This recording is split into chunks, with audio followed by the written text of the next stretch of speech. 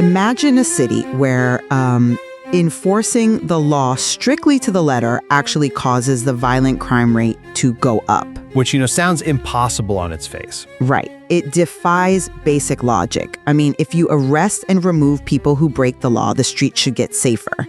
But today, we are asking if that paradox is exactly what is happening with U.S. deportation policy. Yeah, it's a profound question. It really is. Are we rigidly adhering to a legal framework in a way that, ironically, empowers criminals and shatters communities? Or is the enforcement of our borders the absolute non-negotiable prerequisite for a functioning society?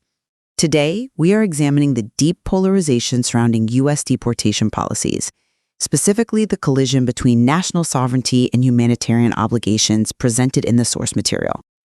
I will argue that strict deportation policies are an essential mechanism for maintaining sovereignty, community safety, and the integrity of the legal system, while you will argue that current mass deportation strategies are inherently inhumane, economically destructive, and systematically violate fundamental human rights. And that collision is precisely where the most profound questions of our time reside. We are looking at a scenario where the abstract concept of law enforcement collides violently with the material reality of human trauma. Let's start by defining our terms and laying out our foundational perspectives. I kind of look at this strictly through the lens of the nation state and the rule of law. A nation is fundamentally defined by its jurisdiction. If a government cannot dictate who enters, who remains, and under what conditions they live within its borders, then it ceases to be a sovereign nation. It simply becomes a landmass. Right, from a purely theoretical standpoint. Exactly. And deportation, within this framework, is not some punitive overreach or an act of malice. It is the standard, mechanical consequence for violating immigration laws. I mean, if we fail to enforce these laws, we don't just have a porous border, we actively dissolve the entire legal framework of the country. Yeah, I see where you're coming from. A government's absolute primary mandate, before anything else, is protecting its citizens and maintaining order. Removing non-citizens who have bypassed the legal system is an inseparable part of that mandate. Well, I come at it from a different way. While the abstract principles of sovereignty and the rule of law sound clean, almost, mathematical on paper, the execution of mass deportation is entirely different. We cannot divorce the law from how it is actually applied. Okay, but how does the application invalidate the law itself? Because when we look at the source material, the system currently in place is defined by profound moral and humanitarian failings.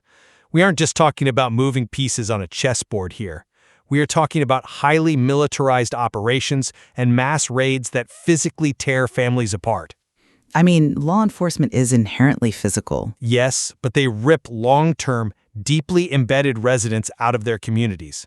And the execution of these strategies results in staggering humanitarian crises, squalid detention center conditions being a primary example. Furthermore, it is a policy of massive economic self-harm. Mass deportation is projected to devastate the U.S. economy by hollowing out entire labor sectors. So you're saying the cure is worse than the disease? Exactly. The system does not simply enforce laws. It actively inflicts trauma on people and inflicts profound damage on the nation itself. I see why you think that. But we have to confront how the law operates in reality. Laws without enforcement are merely suggestions. If an individual bypasses the legal immigration system, maintaining the integrity of that system explicitly requires a mechanism of removal. But does it require this mechanism? Think about it mechanically. If there's no consequence, or if that consequence is indefinitely suspended because it feels harsh, then the immigration laws themselves cease to exist. How do you maintain a legal framework without enforcing the ultimate penalty for bypassing it? I'm sorry, but I just don't buy that the current system is actually upholding the rule of law in the way you describe. Let me tell you why. The term rule of law implies fairness, right? Sure. It implies due process, a day in court, the ability to present evidence. But the source material highlights that our current enforcement mechanisms rely heavily on what is called expedited removal. Which is an administrative necessity. Let's break down what that actually means mechanically, though. Normally, due process means you stand before an immigration judge, you have legal representation, and your specific circumstances are evaluated. Expedited removal bypasses almost all of that. A low-level border enforcement agent looks at a person's paperwork, or lack thereof, and makes a unilateral decision on the spot to deport them. There is no judge, there is no real hearing. But there is a logistical reality that necessitates that mechanism. Let me finish this point, because who this affects is critical. We aren't just talking about someone who hopped a fence to find a landscaping job. Immigration enforcement often sweeps up highly vulnerable people fleeing cartel violence, political persecution, and extreme danger. Right, asylum seekers. Exactly. By utilizing expedited removal, the system takes an asylum seeker who has a legal right under international and domestic law to request safe harbor, and it immediately returns them to a lethal situation without proper due process. When the enforcement mechanism bypasses the judicial process entirely, it is not upholding the rule of law, it is subverting it. That's an interesting point, though. I would frame the mechanics of that system very differently. Let's look at why expedited removal exists. Let's use an analogy. Okay. Think of the immigration court system like an emergency room at a major hospital. If you have a steady, manageable flow of patients, every single person gets a bed, a full battery of tests, and a consultation with a specialist. Right. But what happens when 10,000 people rush the doors at the exact same time? If you insist that every single person, regardless of their ailment, gets a multi-year diagnostic process before anyone is discharged, the hospital physically collapses. Well, The doctors are paralyzed. The system breaks. You have to institute a rapid triage system. Expedited removal was designed precisely because the standard judicial process was being utterly overwhelmed by sheer numbers. How can a nation maintain its border integrity if the enforcement mechanism is paralyzed by endless procedural delays?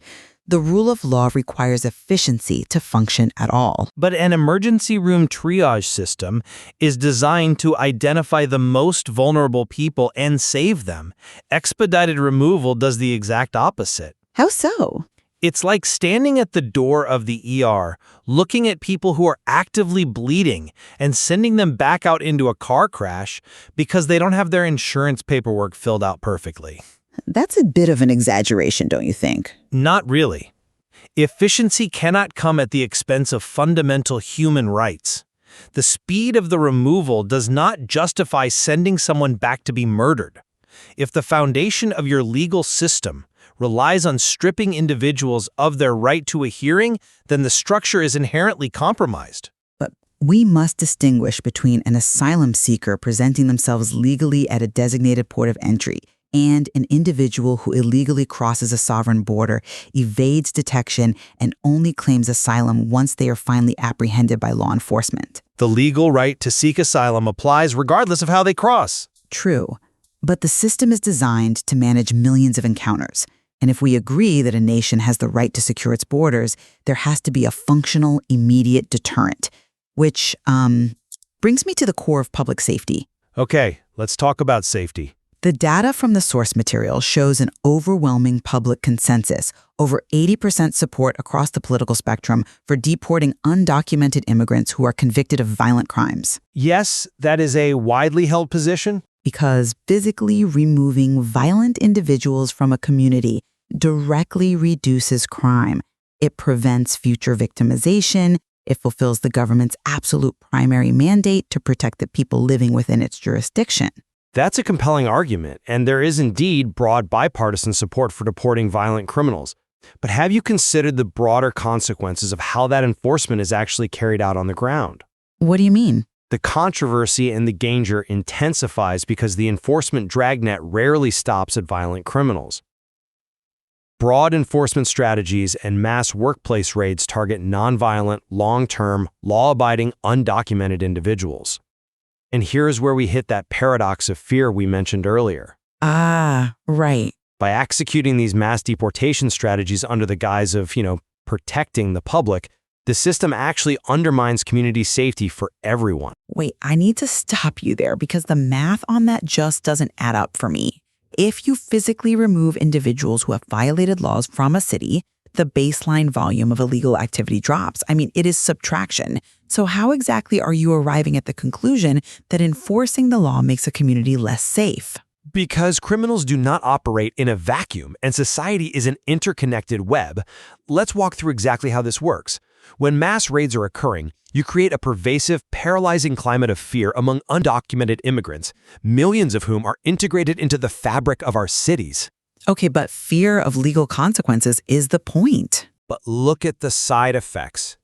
Imagine a predator, an abuser, a thief, a gang member operating in that neighborhood. They know that an undocumented woman will not call the police if she is assaulted, because calling the police means risking deportation and permanent separation from her children.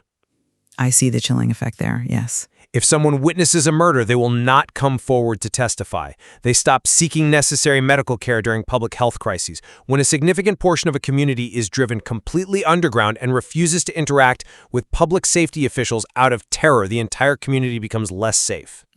Criminals know they can target undocumented individuals with absolute impunity. So, ironically, the broad net of mass deportation actively shields predators. I hear the logic there, and the chilling effect is a real concern. But it seems to me that you are conflating two entirely different operational strategies. Am I? Yes. Let's separate targeted enforcement from mass indiscriminate enforcement. If we agree, as the 80% public consensus does, that removing violent criminals is a legitimate and necessary safety measure, doesn't lumping the deportation of violent offenders in with the deportation of law-abiding undocumented individuals dilute the very real safety benefits of the policy? Well, We can execute highly targeted deportations of dangerous individuals. We can use intelligence and police work to remove the predators you just described without necessarily executing indiscriminate mass raids at a local factory. in theory, perhaps, but in practice, the massive multi-billion-dollar infrastructure required to hunt down, detain, and deport violent criminals is the exact same infrastructure used for mass deportations. Sure, the same agencies handle both. Exactly. The funding, the agencies, the detention beds, they are all part of the same machine. And the material strongly suggests that current, harsher immigration tactics aren't just an accidental dragnet. Many observers and human rights advocates argue that these tactics are intentionally designed to be harsh as a broad psychological deterrent. It is a philosophy of cruelty as strategy. Let's unpack that phrase, cruelty as strategy, because I think that implies a malicious intent that fundamentally misunderstands how legal penalties work. How so? What is a penalty if not the intentional deprivation of comfort? A harsh penalty is by definition the essence of deterrent. If the consequence for bypassing the legal immigration system is simply a slap on the wrist and a court date 5 years in the future, it will not deter illegal crossings. But the severity. In fact, it incentivizes them. The stringent, severe deterrent is necessary to prevent further systemic strain on the border. But we have to look at what that deterrent actually entails in the physical world. The humanitarian concerns documented in the source material are staggering. We are talking about overcrowded detention centers where human beings are packed like sardines. Which is a capacity issue. We are talking about abysmal sanitation, a severe lack of basic medical care resulting in preventable deaths, inadequate nutrition, and perhaps most disturbingly, documented cases where children have been used essentially as bait to lure undocumented parents out of the shadows into apprehension. Yeah, those specific cases are deeply troubling. Right. These are not standard administrative penalties. These are severe human rights violations. When a state leverages the suffering of children or the denial of life-saving medical care to send a political message to future migrants, that crosses a massive line. That is not standard immigration management. That is explicitly using cruelty as a strategic tool. The conditions you are describing are undeniably tragic. I am certainly not defending inadequate sanitation, and the denial of medical care is a failure of the system. But I want to explore the philosophical distinction between a severe legal penalty and systemic cruelty. Okay. Every single legal consequence involves harshness. A standard prison sentence strips a person of their freedom, it separates them from their family for years, and it is inherently traumatizing. That harshness is intended to deter crime, Yes, but Where is the exact line where a legitimate, severe legal consequence designed to maintain the sovereignty of a nation crosses into cruelty as strategy? If a massive, unprecedented influx of people overwhelms the logistical capacity of border facilities, causing overcrowding, is that intentional malice? Or is it simply physics? You cannot put 2,000 bodies into a facility built for 500 without conditions deteriorating. Is that cruelty, or is it a systematic failure caused by the very illegal immigration the policy is trying to deter in the first place? I come at it from a different way entirely. The line is crossed when the state assumes custody but abdicates its duty of care. Meaning what, practically? When you arrest someone, when you lock them in a facility and deprive them of their freedom of movement, the state takes on the absolute responsibility for their biological survival and human dignity. A prison sentence deprives someone of freedom, yes, but the state is still legally obligated to provide adequate medical care, nutrition, and safe living conditions. Right, we have baseline standards. When detention centers routinely fail to provide basic sanitation, or when policies are drafted that intentionally separate infants from their parents to act as a deterrent, that is not a logistical failure, that is an operational choice. It crosses the line from a legal penalty into a moral failing. And beyond the immediate moral failing, we have to ask ourselves, what is the cost to our own society when we normalize this level of trauma? We are not just tearing apart migrant families, we are projecting an immense economic self-harm onto our own citizens. And how exactly does enforcing the law translate to economic self-harm? Because the counterargument is that illegal immigration places a massive burden on local municipalities, public schools, and emergency services. It translates to self-harm because you cannot extract millions of people from an economy without causing a massive structural collapse. The source material points out that mass deportation is projected to cause major, measurable harm to the U.S. economy. In specific sectors, maybe? Let's look at the mechanics of it. When you deport agricultural workers in mass, it isn't just an abstract data point. Crops literally rot in the fields because there is no one to pick them. When the farmer produces less, the supply drops. When the supply drops, the cost of produce at your local grocery store skyrockets. So the consumer pays the price? Exactly. The listener paying for groceries bears the cost of this policy. We are looking at a severe reduction in GDP, massive labor shortages in critical sectors like construction and hospitality, and a massive lowering of tax revenue because undocumented immigrants pay billions in taxes. When you rip them out of the economy, you aren't just enforcing a border, you're actively damaging the prosperity of the nation you claim to be protecting.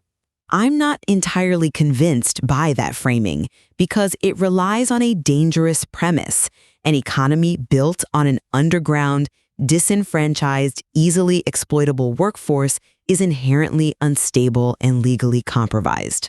But it's the reality of the market right now. It is a structural flaw, not a feature we should protect. The national interest dictates that the rule of law must supersede short-term economic conveniences. If an entire industry like agriculture or construction relies on labor that has bypassed the legal system, that industry needs to innovate, raise wages, and reform. But that transition would be catastrophic. It shouldn't rely on the government turning a blind eye to lawbreaking just to keep the price of tomatoes artificially low. A sovereign nation has the right and the obligation to mitigate the long-term systemic strain of illegal immigration, even if there are short-term economic disruptions. But the mitigation strategy you are defending, mass deportation, causes exponentially more collateral damage than the issue it is trying to solve. You cannot surgically remove millions of people who are deeply, historically embedded in the social and economic fabric of a country without causing massive trauma. Even if it's the law. Right. It creates a vacuum that destroys local economies, shuts down businesses, and shatters entire neighborhoods. The abstract defense of the rule of law completely fails to account for the human devastation and the economic ruin left in its wake. As we draw this discussion to a close, let's summarize the core tension we've explored today. On one side, we have the perspective that enforceable borders and strict legal consequences are absolutely non-negotiable requirements for a sovereign state to exist.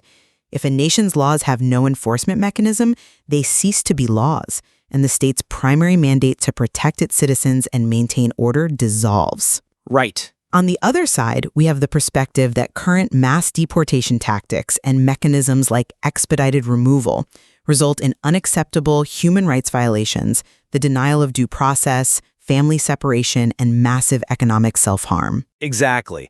And while we can see a clear area of convergence around the necessity of addressing violently dangerous individuals, which is reflected in that 80% public consensus, the divergence on how to handle the rest of the system remains profound. Yes, the divergence regarding the treatment of nonviolent, long-term residents and the deeply concerning mechanics of how we process vulnerable asylum seekers highlights a fundamental fracture in how we view justice. Absolutely. Examining these opposing viewpoints illuminates the incredible complexity of immigration policy. It proves that neither the abstract defense of the rule of law nor the appeal to humanitarianism can be fully understood without rigorously confronting the strongest arguments of the other side. The reality is, policies do not exist on paper. They happen to people. They happen to economies, and they happen to communities that are far more intertwined than a simple legal statute can capture. The source material we've drawn from today contains even more layers regarding the intricate legal nuances of international asylum law and the long-term macroeconomic impacts of demographic shifts that we didn't have time to fully dissect. There's definitely a lot more to explore there. But it leaves us right back where we started, looking at the blueprint of a nation.